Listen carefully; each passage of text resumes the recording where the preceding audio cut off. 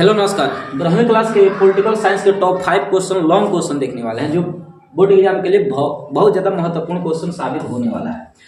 अब इसमें देखोगे पहला क्वेश्चन जो आपके पिछले वीडियो में बताया गया था कि यूएनए का जो सबसे ज़्यादा जो योगदान होता है विश्व में शांति बनाए रखने का काम करता है, तो उसी शांति बनाए रखने में अहम योगदान भारत करता है। यहाँ से आने की संभावना इस बार हो सकता कहीं आ जाए। कैसे पूछेगा? विश्व स्वास्थ्य संगठन वाला छोड़कर विश्व, इसे का पूरा नाम देखो ना, संयुक्त राष्ट्र संगठन होता है। ऐसा ही पूछता है, संयुक्त राष्ट्र संगठन में भारत का योगदान लिखे। या फिर ऐसे पूछेगा, संयुक्त राष्ट्र संगठन में भारत का समीक्षा करे। तो पूछिया देखो ना, तो पूछिया कुछ भी लिख सकता है, लेकिन इतना ऑप्शन है ना, संयुक्त राष्ट्र संगठन में भारत का योगदान ही पूछेगा। अब ये योगदान कहाँ तक देखा जाएगा, अब ये रहा बात, ये कैसे समझोगे? तो सबसे पहले इसे जब आंसर की डिजाइनिंग करोगे, आंसर लिखने का प्रयास करोगे, तो सबसे पहले 3 चरण में लिखोगे। पहला, संयुक्त राष्ट्र संगठन के बारे में आप बता देना कि कौन कौन कब स्थापना हुआ, क्या होता है, इसका लक्ष्य क्या होता है। इसके बाद बताओगे कि भारत का इसमें योगदान कितना है। आप वीटो पावर, बाबू आप कहीं ना कहीं पढ़े होंगे वीटो पावर क्या होता है। तो विश्व में 5 देशों के पास वीटो पावर होता है, उन सभी देशों का अस्थायी कहते हैं। बाकी सब अन्य जो देश होते हैं 10 को, वो होता है अस्थायी, जो हर 2 साल पर चेंज होता रहता है। उसी अस्थायी में भारत का योगदान बहुत ज्यादा सराहनीय होता है। यहाँ से शुरू करोगे। संयुक्त राष्ट्र संगठन में भारत का भूमिका बेहद महत्वपूर्ण और बहुआयामी रही है। महत्वपूर्ण रही है कैसे? भारत का योगदान विभिन्न क्षेत्रों में देखा जा सकता है, जिसमें शांति व्यवस्था, शांति स्थापना करने में भी भारत का योगदान बहुत ज्यादा है। विकासशील देशों के हितों की रक्षा सुरक्षा करने में भी भारत का योगदान बहुत ज्यादा है। इसके अलावा देखोगे वैश्विक मुद्दा का मतलब होता है जैसे पर्यावरण प्रदूषण, देखोगे तो ये सब वैश्विक मुद्दा होता है। भ्रष्टाचार वैश्विक मुद्दा है। इन सब में भी शांति स्थापना करने के लिए और विश्व में शांति बनाए रखने के लिए बहुत ज्यादा प्रयास करता है। सक्रिय भागीदारी शामिल है भारत। नीचे भारत की भूमिका का विस्तृत वर्णन दिया गया है। अब नीचे बताओगे कौन कौन है और हेडिंग जिसमें बहुत ज्यादा योगदान भारत निभाता है। तो 1 नंबर यहाँ से हेडिंग आप लिखोगे, 1 नंबर कि भारत का योगदान शांति स्थापित करने में। देखो 5 को कारण बताना, ये तो पहला कारण है। पहला कारण क्या बताओगे? शांति स्थापना करने में। अब लिखोगे भारत संयुक्त राष्ट्र के शांति मिशन में सबसे बड़ा योगदानकर्ता देशों में से एक है। 1950 के दशक से भारतीय सेना पुलिस बलों ने विभिन्न देशों में शांति स्थापना करने के लिए काम किया है। उदाहरण के लिए कांगो में, दक्षिण सूडान में, लिबनान में भारतीय शांति सैनिकों ने बहुत बड़ी भूमिका निभाई है। तो पहला योगदान क्या है? संयुक्त राष्ट्र संगठन में पहला योगदान है विश्व में शांति बनाए रखने का काम करता है। दूसरा बताओगे वैश्विक विकास में योगदान। 2 नंबर में क्या लिखोगे? वैश्विक मतलब क्या होता है? विश्व में के जो भी विकास होता है उनमें भी भारत कहीं ना कहीं योगदान दिया है। कैसे दिया है? भारत ने सतत विकास लक्ष्य की प्राप्ति में अपना सक्रिय समर्थन दिया है। जलवायु परिवर्तन से निपटने के लिए भारत ने अंतर्राष्ट्रीय और गठबंधन की शुरुआत किया है। विश्व स्तर पर जो भी पर्यावरण प्रदूषण फैलता है उनसे निपटने के लिए भारत सरकार बहुत ज्यादा अहम भूमिका निभाया है। इसके अलावा देखेगा तो विकासशील देशों की आवाज उठाने और उनके हितों की रक्षा सुरक्षा करने के लिए भारत हमेशा अग्रणी रहता है, हमेशा आगे रहता है। जब भी कहीं किसी भी विकासशील देशों के पास अन्याय होता है, उनके साथ अन्याय होता है, तो भारत उससे निपटने के लिए सबसे आगे आता है। तीसरा बात आओगे मानवाधिकार और समानता के लिए प्रयास। अगर किसी विश्व में किसी भी मानव के अधिकार का छीना जा रहा है, मानवाधिकार का हनन होता है, तो उसे रोकने के लिए भारत सरकार योगदान देता है। कैसे? तो भारत ने संयुक्त राष्ट्र के मंच पर मानवाधिकार के लिए, महिला सशक्तिकरण के लिए, लैंगिक समानता के लिए और मुद्दों पर, इसके जैसे और भी मुद्दों पर हमेशा जोड़ दिया है, हमेशा बल दिया है, हमेशा लड़ने का प्रयास किया है। जैसे बताओगे यूनाइटेड नेशन वीमेन जैसे संगठनों को मजबूत करने में योगदान दिया है। तीसरा बता देना चाहती हूँ वैश्विक स्वास्थ्य में योगदान। वैश्विक स्वास्थ्य का मतलब ये होता है, याद करो जब कोरोना पीरियड जब चल रहा था, कोरोना पीरियड, उस समय भारत बहुत ज्यादा लोगों के पास, जब विश्व के लोगों के पास जब वैक्सीन नहीं हुआ करता था, तो उस समय भारत सरकार अन्य सभी देशों को, जैसे हम बता दें आपको, मालदीव देख लो, लक्षद्वीप के बगल में माले मालदीव वाला जो भैया, उनमें बहुत ज़्यादा मदद किया था। इतना ही नहीं, और बात करोगे ब्राज़ील वाला देश में, दक्षिण अमेरिका वाला देश में बहुत ज़्यादा योगदान दिया, वो भी फ्री सेवा, बिना किसी 1 रुपया लिए इतना ज़्यादा योगदान दिया है। जब भी विश्व स्तर पर जब भी स्वास्थ्य से संबंधित बीमारियाँ आती है, महामारी आता है, उसमें भारत सरकार आगे रहता है मदद करने के लिए। भारत ने कोविड-19 महामारी के दौरान दुनिया भर में वैक्सीन और दवाओं की आपूर्ति करके अपनी नेतृत्व क्षमता का प्रदर्शन किया है। वैक्सीन मैत्री पहल के तहत भारत ने कई देशों को वैक्सीन उपलब्ध कराया है। एगो मिशन चलाया था भारत सरकार, वैक्सीन मैत्री। इस मिशन के तहत पूरा देश में, जिस देश में वैक्सीन की कमी होती थी, कोरोना बहुत ज़्यादा चरम पर था, तो उसे कम करने के लिए भारत सरकार इस मिशन के तहत, मिशन के नाम क्या था, वैक्सीन मैत्री, इस मिशन के तहत देशों में अपने वैक्सीनों को पहुंचाता था। पांचवा बताओ कि जलवायु परिवर्तन और पर्यावरण संरक्षण में भी भारत सरकार बहुत ज़्यादा योगदान देता है। भारत ने पर्यावरण संरक्षण, जलवायु परिवर्तन से निपटने के लिए महत्वपूर्ण कदम उठाए हैं। पेरिस जलवायु समझौता में भारत की भूमिका सराहनीय रही है। इसके बाद बताओगे गुट निरपेक्ष आंदोलन में भी बहुत ज़्यादा अहम योगदान होता है। गुट निरपेक्ष आंदोलन यहाँ लिख देना। भारत ने गुट निरपेक्ष आंदोलन के प्रमुख संस्थापक देशों में से एक के रूप में संयुक्त राष्ट्र के मंच पर वैश्विक शांति और स्वतंत्रता का समर्थन किया है। निष्कर्ष लास्ट में निकाल देना कि भारत ने संयुक्त राष्ट्र संघ में अपनी भूमिका के माध्यम से न केवल अपनी कूटनीतिक ताकत का प्रदर्शन किया है, बल्कि वैश्विक शांति, विकास, समानता के लिए अपना अहम योगदान दिया है।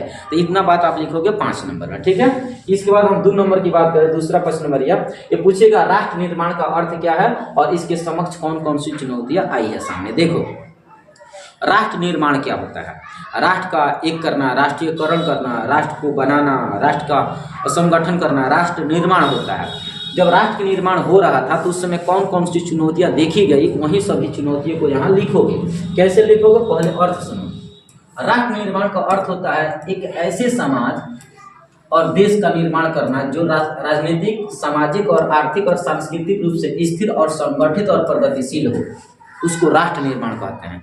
राष्ट्र निर्माण का मतलब ये मत समझ लेना राष्ट्र कैसा हो बना लो। राष्ट्र निर्माण का अर्थ एक ऐसे समाज से होता है जो देश का निर्माण करता है। राष्ट्र निर्माण का अर्थ होता है एक ऐसा समाज और देश का निर्माण करना जो राजनीतिक, सामाजिक, आर्थिक, सांस्कृतिक रूप से स्थिर, संगठित और प्रगतिशील हो, उसका अर्थ समझोगे। तो अगर 2 नंबर में पूछे राष्ट्र निर्माण का अर्थ, तो यहाँ से लेकर यहाँ तक लिखोगे। यह प्रक्रिया नागरिकों के बीच एकता, सहयोग, समर्पण की भावना विकसित करके राष्ट्र को मजबूत बनाने का प्रयास करता है। यह जो भावना ऊपर जो देख रहे हो ना, संस्कृति एक करना, आर्थिक सामाजिक संगठित करना, ये सब जो भावना है ये कहीं न कहीं लोगों के बीच, नागरिकों के बीच एकता का वाहक बनता है, सहयोग स्थापित करता है, आत्मसमर्पण करता है। इसकी भावना विकसित करके राष्ट्र को और ज़्यादा मजबूत करता है। ऐसे राज ना खंडन नहीं होता, मजबूत रहता है। इसका देखो राष्ट्र निर्माण की कौन कौन प्रमुख चुनौती है। तो पहला चुनौती आपके सामने है गरीबी और असमानता। जब देश का निर्माण किया जा रहा था तो उस समय हमारे देश की हालत बहुत गंभीर था, बहुत ज़्यादा लोग गरीब थे और असमानता ही बहुत ज़्यादा था। गरीबी और अमीरी के बीच खाई जो होता ना, बहुत ज़्यादा गैप था। देश में गरीबी और आर्थिक असमानता बड़े पैमाने पर देखी जाती है। आर्थिक संसाधनों का असमान वितरण समाज में असंतोष और भेदभाव को बढ़ावा देता है। ठीक है, भेदभाव को क्या करता है? बढ़ावा देता है। शिक्षा की गुणवत्ता और साक्षरता, ये भी कहीं ना कहीं कमी देखा जाता है भारत में। ये भी बहुत बड़ी समस्या है भारत का। कई क्षेत्रों में शिक्षा का स्तर निम्न है। जैसे बिहार की बात कर लो, बिहार का शिक्षा स्तर बहुत दयनीय है अन्य राज्यों की अपेक्षा। तकनीकी और व्यावसायिक शिक्षा के अभाव से युवा बेरोजगार रह जाते हैं, ये भी बहुत बड़ी समस्या है। इसके अलावा देखोगे तो लिख सकते हैं लोकतंत्र की कहीं ना कहीं स्वतंत्रता नहीं है। लोकतंत्र की बढ़ती खतरा, ये भी लिख सकते हो। ठीक है, बेरोजगारी की सबसे बड़ी समस्या तो ये भी है, बेरोजगारी। तीसरा समस्या है राष्ट्र निर्माण की, तीसरा बड़ी समस्या है बेरोजगारी। युवाओं के लिए पर्याप्त रोजगार के अवसरों की कमी राष्ट्र निर्माण की एक बड़ी चुनौती है। बढ़ती बेरोजगारी से समाज में अस्थिरता और अपराध बढ़ सकते हैं। जैसे जैसे बेरोजगारी बढ़ेगा ना, तो बेरोजगारी क्या करेगा? अपने जीविका चलाने के लिए कोई ना कोई गलत काम भी करना शुरू कर देगा। इससे क्या होगा? भ्रष्टाचार फैलेगा और हमारे देश में कहीं ना कहीं सांप्रदायिक दंगा या कई प्रकार के दंगा फसाद भी हो सकता है। इसलिए बेरोजगारी ज़्यादा चरम पर होना उचित नहीं होता है। भ्रष्टाचार भी देखो तो भ्रष्टाचार भी बहुत ज़्यादा चरम पर है भारत सरकार के। भारत सरकार, बिहार सरकार, कोनो भी राज्य सरकार की बात करोगे, भ्रष्टाचार कुछ ना कुछ है। कैसे? सरकारी संस्था और व्यवस्था में फैला भ्रष्टाचार संसाधनों का दुरुपयोग करता है, इससे योजनाओं का प्रभावी क्रियान्वयन बाधित हो जाता है। भ्रष्टाचार इतना ज़्यादा हो चुका है ना कि कोई भी संस्थान हो, कोई भी व्यवस्था हो, उसमें भ्रष्टाचार जड़ से ही फैला हुआ है। ये भ्रष्टाचार कहीं ना कहीं सरकार के द्वारा जो भी योजना लागू किया जाता है उस पर बाधा डालता है। पांचवा बताओगे राजनीतिक अस्थिरता। राजनीतिक दलों के बीच मतभेद और अस्थिरता राष्ट्र निर्माण का सबसे ज्यादा प्रभावित करती है। दीर्घकालिक योजनाओं का अभाव और अल्पकालिक राजनीतिक राष्ट्र निर्माण का बहुत बड़ा क्या है? बाधक है। अस्थिरता का मतलब होता है, राजनीतिक अस्थिरता का मतलब होता है राजनीतिक दलों के बीच बहुत ज्यादा भेदभाव होता है, बहुत ज्यादा। कभी संगठन बनाकर नहीं रहता है, हमेशा एक दूसरे से भेदभाव करता रहता है। और ये राजनीतिक देखोगे अस्थिर है। अस्थिर का मतलब कभी गठबंधन के सरकार बन रहा है, कभी गठबंधन के सरकार नहीं बन रहा है। यदि कहीं गलती से गठबंधन के सरकार बन भी जाता है तो एक दूसरे से छोड़ने के लिए बहुत जल्दी उत्तेजना इनके अंदर जग जाता है। इस प्रकार एगो पार्टी को छोड़कर दूसरे पार्टी में चले जाते हैं, दूसरे को छोड़कर तीसरे में चले जाते हैं। ये कहीं ना और राजनीतिक कैसा है? अस्थिरता है, स्थिर नहीं है। तो स्थिर राजनीति कब होगा? जब कोई अच्छा काम करेगा तब जाकर भारी मतों से विजयी होगा, और तब जाकर राजनीति क्या होगा? स्थिर होगा। इस समय अस्थिर है। और दो का कारण बताना, आंतरिक और बाहरी सुरक्षा चुनौतियां।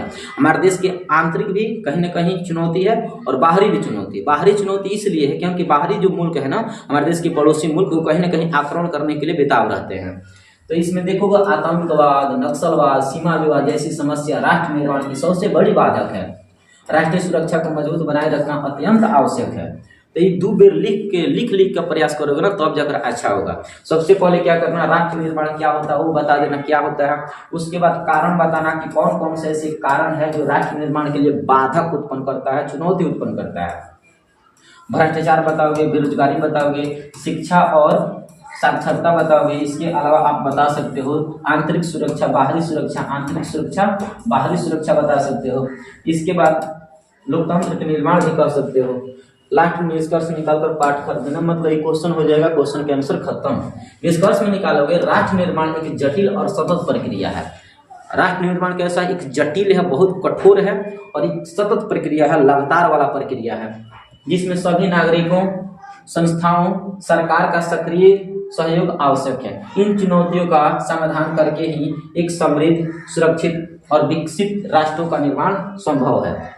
तो ये निष्कर्ष ऐसे निकालोगे, 1-2 बार लिख का प्रयास करो। अब तुम्हारे पास उतना समय नहीं है कि 1 घंटा 2 घंटा पढ़ोगे, अब बहुत कम समय बचा है, तो कम समय में एक करनी चाहिए तुम्हें, ज़्यादा नहीं, कम से कम 6 घंटा 8 घंटा पढ़ो।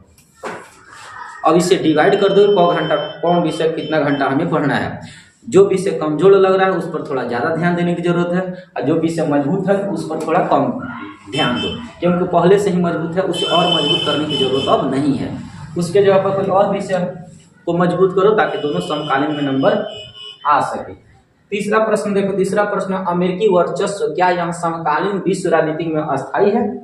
5 नंबर में क्वेश्चन पूछेगा, अमेरिका का जो वर्चस्व है, पावरफुल है, वो समकालीन विश्व में अस्थायी है। मतलब विश्व में जो अमेरिका का वर्चस्व एकदम परमानेंट है, विश्व में वही रहेगा, अमेरिका ही सबसे शक्तिशाली रहेगा।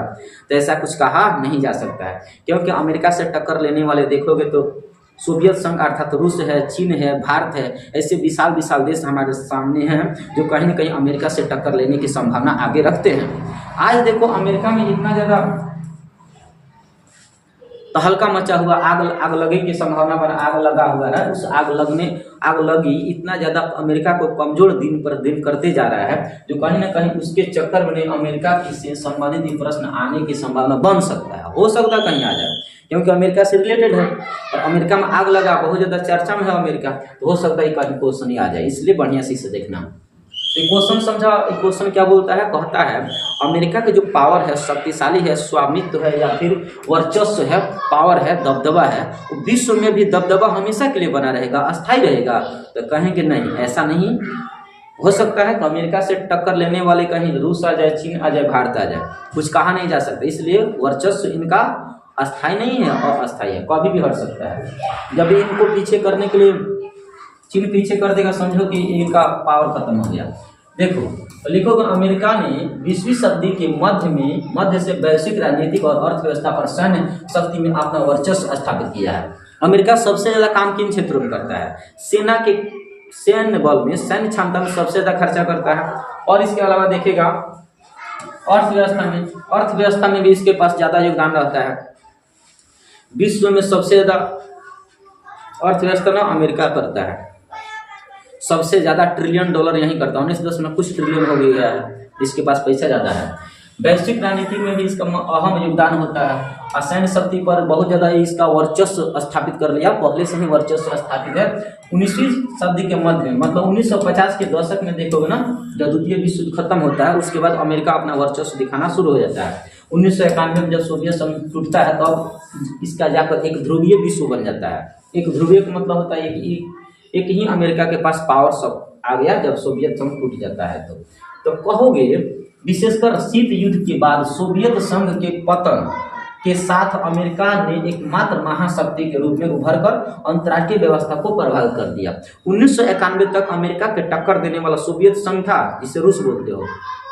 जैसे 1991 में सोवियत संघ टूट गया, विनाश हो गया, खत्म हो गया, उसके बाद महाशक्तिशाली बनकर अमेरिका उभरता है और विश्व को अंतर्राष्ट्रीय व्यवस्था को क्या करता है, धीरे धीरे प्रभावित करना शुरू कर देता है। लेकिन 21वीं सदी में यह सवाल उठता है कि क्या अमेरिका वर्चस्व समकालीन विश्व राजनीति में स्थायी है? इसके पक्ष में, इसके विपक्ष में कुछ बात बताओगे, यहाँ लिखोगे पक्ष, इसके अमेरिकी वर्चस्व के पक्ष में तर्क। पहला तर्क क्या दोगे? पहला तर्क है अमेरिका आज भी विश्व की सबसे बड़ी अर्थव्यवस्था है। डॉलर का वर्चस्व अंतर्राष्ट्रीय व्यापार और वित्तीय प्रणाली में अमेरिकी प्रभुत्व को सुनिश्चित करता है। प्रमुख और प्रौद्योगिकी कंपनियां जैसे एप्पल हो गया, गूगल हो गया, इसके अलावा देखो माइक्रोसॉफ्ट हो गया, ये कहीं ना कहीं अमेरिका को प्रभावित करने वाली कंपनियां हैं। अगर ये बंद कर देगा ना तो विश्व में क्या होता है, विश्व में त्राहिमाम लग जाएगा, क्योंकि ये देखोगे गूगल वाला बिना गूगल के कोई मेल नहीं बन सकता है। तो कहीं ना कहीं गूगल वाला कंपनी, माइक्रोसॉफ्ट वाला कंपनी अमेरिका का है, इसलिए ये विश्व में वर्चस्व कहीं ना कहीं तो रखता है, जो वैश्विक नवाचार में इसे अग्रणी बनाती है। दूसरा, इसके पक्ष में बात करोगे सैन्य शक्ति, इसके पास सैन्य शक्ति भी ज्यादा है, सैन्य शक्ति ज्यादा है। कैसे? देखो अमेरिकी सेना तकनीकी रूप में सबसे उन्नत और वित्तीय रूप में सबसे अधिक समर्थ है। अमेरिका का जो सेना है ना, तकनीकी के मामले में सबसे ज्यादा उन्नत है। नाटो जैसे संगठन के माध्यम से अमेरिका अपनी वैश्विक सैन्य उपस्थिति बनाए रखता है। नाटो देश में देखो तो 28 गो रह जाता है देश, 28 को, हालांकि इस समय 27 को हो चुका है। तो उसमें देखोगे उस नाटो जैसे संगठन के माध्यम से अपने आप को और ज्यादा मजबूत कर लेता है। अमेरिकी नौसेना हवाई शक्ति इसे विश्व के किसी भी हिस्से में हस्तक्षेप करने में सक्षम बनाती है, क्योंकि इसके पास नाटो जैसे संगठन है ना, उसके वजह से सभी लोग इसे कहीं ना कहीं मदद कर देते हैं। संयुक्त राष्ट्र, IMF, इंटरनेशनल मॉनेटरी फंड और विश्व बैंक जैसे वैश्विक संस्थाओं में अमेरिका का प्रभुत्व प्रमुख रूप से है। लोकतंत्र और मानवाधिकार के वकालत के माध्यम से अमेरिका ने वैश्विक विचारधारा पर प्रभाव डाला है। विश्व में कहीं भी मानवाधिकार का हनन होता है ना, तो उसके पक्ष में विपक्ष में फैसला लेने का हक अमेरिका का होता है, इसलिए अमेरिका कहीं ना कहीं प्रभाव अपना डाल ही देता है। अब ये तो हुआ अमेरिका के पक्ष की बात। अभी तक 3 गो हेडिंग देखे हो। राजनीतिक प्रभाव लिख देना, राजनीतिक प्रभाव में कहाँ कहाँ प्रभाव डाल सकता है, मानवाधिकार के फैसला लेने में अपना प्रभाव डाल सकता है। सैन्य शक्ति में नाटो जैसे संगठन जैसे सैन्य शक्ति में अपना प्रभाव डालता है। और पहला बताओगे आर्थिक शक्ति में मजबूत है, सैन्य शक्ति में मजबूत है और राजनीतिक प्रभाव में भी मजबूत है। अब इसके विपक्ष में, इसके खिलाफ बात करोगे, इसके खिलाफ में बात करोगे, चीन का उदय।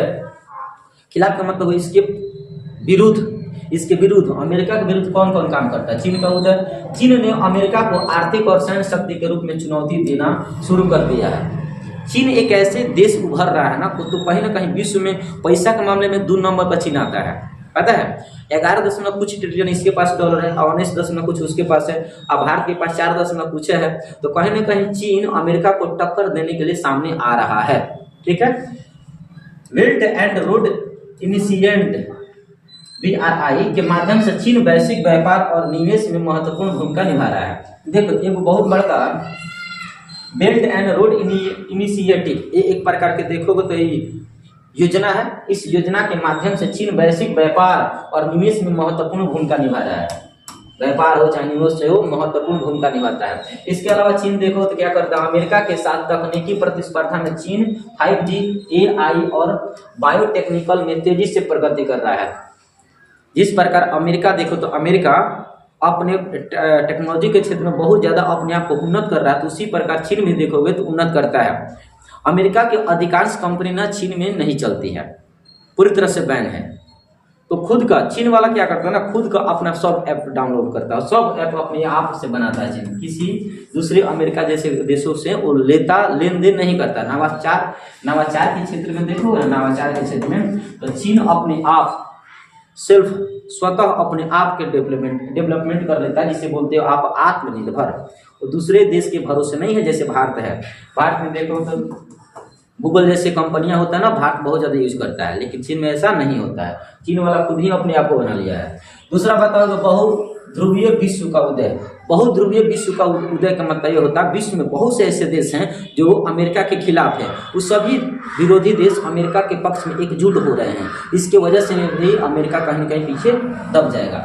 रूस, भारत, यूरोपीय संघ और अन्य क्षेत्रीय शक्तियां अमेरिका वर्चस्व को चुनौती दे रही हैं। मतलब जो देश अमेरिका से टक्कर लेना अकेला नहीं ले पाएगा तो क्या करता है, विश्व में अधिकांश देशों को संगठन बनाता है और एकजुट होकर तब अमेरिका से चुनौती दे रहा है, अमेरिका को चुनौती दे रहा है। ब्रिक्स, इसमें देखो तो 5 गो देश है, ब्राजील है, रूस है, इंडिया है, चाइना है, साउथ अफ्रीका है। ये 5 देश मिलकर कहीं न कहीं अमेरिका को टक्कर देने का क्षमता रखता है। जैसे संगठन के माध्यम से विकासशील देश अपना आवाज को मजबूत कर रहे हैं, अमेरिकी प्रभाव कमजोर होता दिख रहा है, खासकर मध्य पूर्व और अफ्रीका में। प्राकृतिक, अब इसमें दुइयों को रखने दो, ठीक है।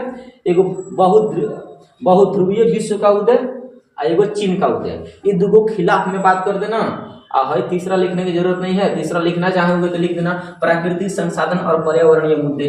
जलवायु परिवर्तन और ऊर्जा संसाधन पर निर्भर अमेरिकी वर्चस्व को कमजोर कर सकता है। इसलिए अमेरिका हमेशा के लिए आने वाले समकालीन विश्व में अमेरिका का वर्चस्व अस्थायी नहीं है। अतः कह सकते हो कि निष्कर्षतः कहा जा सकता है कि अमेरिकी वर्चस्व वर्तमान में महत्वपूर्ण बना हुआ है, लेकिन यह अस्थायी नहीं है। वर्तमान में है अमेरिका का दबदबा, लेकिन आने वाले समय में अस्थायी नहीं है। वैश्विक राजनीति तेजी से बहुध्रुवीय हो रही है। बहुध्रुवीय का मतलब होता है कई ध्रुवों में बंट रहा है। चीन, रूस, भारत, अन्य क्षेत्रीय शक्तियां अमेरिकी प्रभुत्व को चुनौती दे रही हैं। अतः अमेरिका के प्रभुत्व शक्तिशाली तो है इस समय, लेकिन भविष्य में कुछ कहा नहीं जा सकता, अस्थायी नहीं है। ये लिखोगे ना, जब आंसर राइटिंग करोगे तो सबसे पहले अमेरिका के थोड़ा परिचय लिख देना, तब उसके पक्ष विपक्ष की बात कर लेना, और तब जाकर लास्ट में निष्कर्ष निकालोगे, तब जाकर 5 नंबर में होगा। इसके अलावा भारत में राज्यों का पुनर्गठन देखो, 5 नंबर में क्वेश्चन आएगा, भारत में राज्यों के पुनर्गठन पर प्रकाश डालेंगे। क्वेश्चन लिखोगे, देखो राज्यों का पुनर्गठन का मतलब होता है जब हमारा देश जब आज़ाद होता है तो आज़ादी के बाद कौन कौन से राज्य कब बना, उन सभी राज्यों के लिए कौन सा नियम लागू हुआ, उन सभी नियमों को यहाँ लिखोगे। कैसे लिखोगे?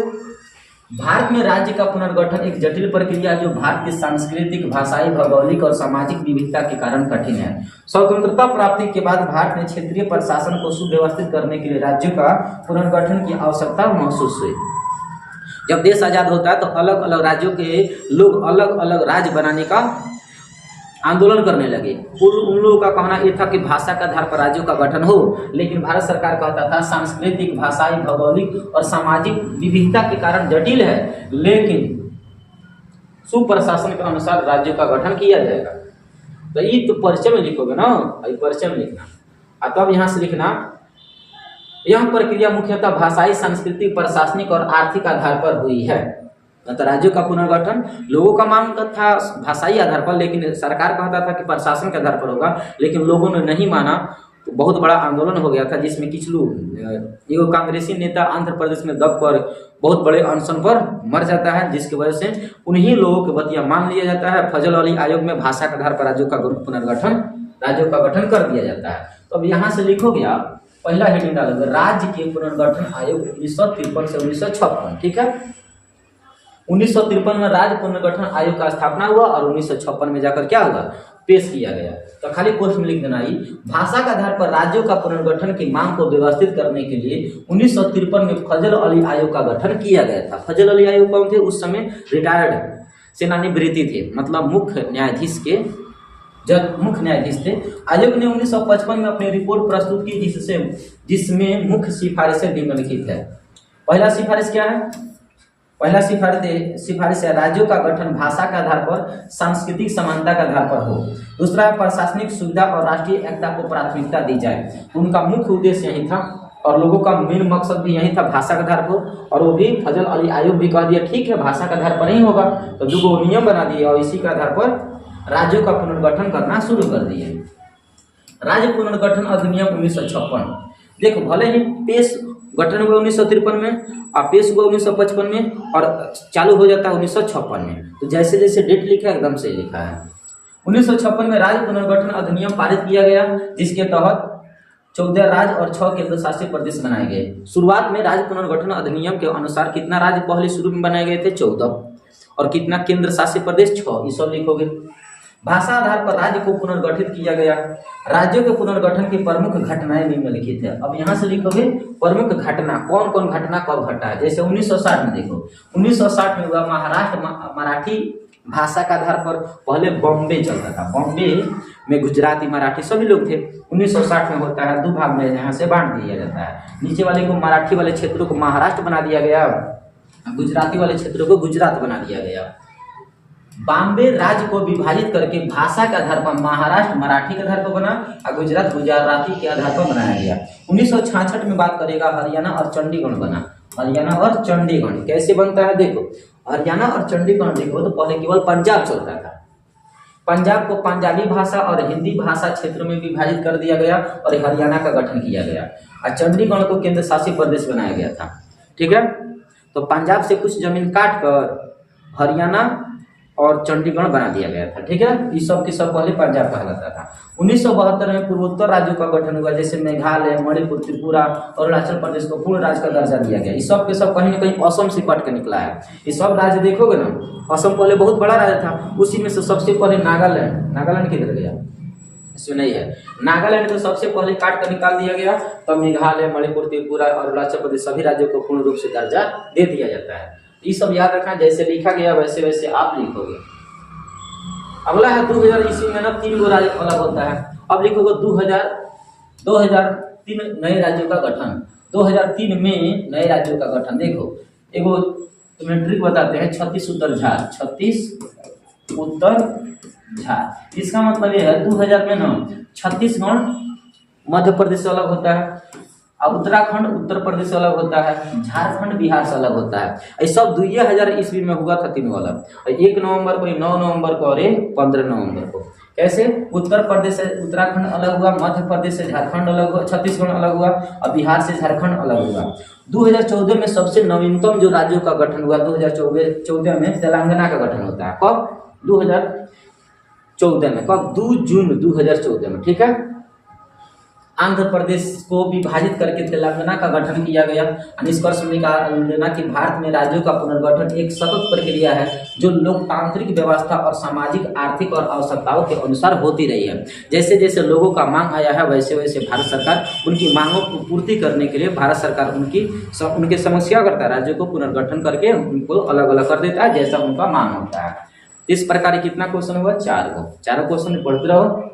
इसके बाद 5 नंबर की बात करोगे तो इसमें लिखा है नियोजन विकास से आप क्या समझते हैं, तो इसके बाद हम दूसरे वीडियो में बता देंगे। ओके।